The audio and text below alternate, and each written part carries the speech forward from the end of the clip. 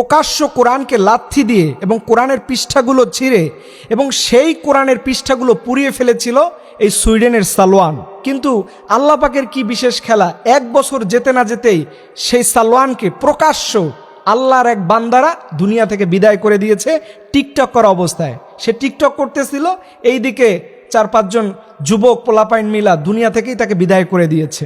এটাই হচ্ছে কোরআনের মোজেজা, যে কোরআনের বিরোধিতা করে দুনিয়ার কেউ টিকে থাকতে পারেনি, ভবিষ্যতেও কেউ টিকে থাকতে পারবে না। এর জন্য কোরআনের সাথে যারা খারাপ আচরণ করে, কোরআনকে যারা অবমাননা করে, আল্লাহ তাআলা দুনিয়াতেই তাদেরকে শেষ বিচার করে দুনিয়ার সফর শেষ করে দেয়। এর জন্য খবরদার কোরআনের সাথে কখনো লাগতে যাবেন না। আপনারা দেখেছেন এর আগেও যত ইসলাম বিদ্বেষী, কোরআন বিদ্বেষী মানুষগুলো এসেছিল, সবার শেষ পরিণতিটা খুব খারাপ হয়েছে।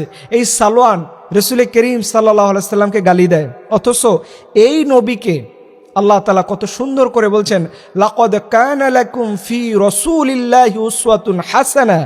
এই নবীর মধ্যে দুনিয়ার সকল আদর্শ রয়েছে। অথচ এই ধরনের ইসলাম বিদ্বেষী মানুষরা সবসময় দেখবেন কোরআনকে গালি দিবে, কোরআনকে লাথি দিবে, কোরআনকে ছটাবে। কোরআনের সাথে যত তাদের বিরোধ, দুনিয়ার অন্য কোনো ধর্মগ্রন্থ এদের সামনে দেখবেন কখনো অপমানিত হয় না। তাহলে বোঝা যায় যে এক শ্রেণীর মানুষেরা কোরআনকে লাথি দিলে, কোরআনের সাথে ব্যঙ্গ করলে তাদের একটা বেনিফিটেড হয়, এর জন্যই তারা মূলত এই কাজটা করে। কিন্তু আল্লাহ পাকের মেহেরবানি, আজ থেকে যতগুলো ইতিহাস পার্সোনালি আমি দেখেছি, কোনো জায়গায় কোরআনের সাথে অবমাননা করে, কোরআনকে ছোট করে, কোরআনকে ক্ষতি করে পৃথিবীর কেউ কখনো বড় হতে পারে নাই, সে বিশ্বের যেই হোক না কেন। আপনারা দেখেছেন না, যারাই বাজে কথা বলবে তাদের শেষ পরিণতিটা খুবই খারাপ হবে, যা পৃথিবীর কোনো মানুষ মেনে নিতে পারবে না। কেউ চিন্তা করেছে যার উপর সরকারি এত সিকিউরিটি ছিল, সরকারিভাবে প্রোটেক্ট করা হতো, তাকে নিরাপত্তা দেওয়া হতো, এর ফাঁকেও আল্লাহ তাআলা সেই সিকিউরিটির চোখ ফাঁকি দিয়ে দুনিয়া থেকে তাকে বিদায় করে দিয়েছে, যে এই দুনিয়া তোর থাকার জায়গা না।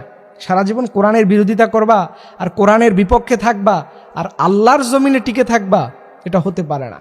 এর জন্য রাসূল করিম সাল্লাল্লাহু আলাইহি সাল্লামকে যারা অবমাননা করে, যারা কোরআনকে অবমাননা করে, এদের পৃথিবীতে বাঁচার কোনো অধিকার নাই, এদের পৃথিবী থেকে চলে যেতেই হবে। এটাই আমার আল্লাহর ওয়াদা। আর আল্লাহ তাআলার ওয়াদা আজ পর্যন্ত কেউ ভুল প্রমাণ করতে পারেনি। আপনি একটু খুঁজে দেখবেন, যারাই কোরআনের বিরোধিতা করেছে তাদের শেষ পরিণতিটা খুব ভয়াবহভাবেই শেষ হয়েছে।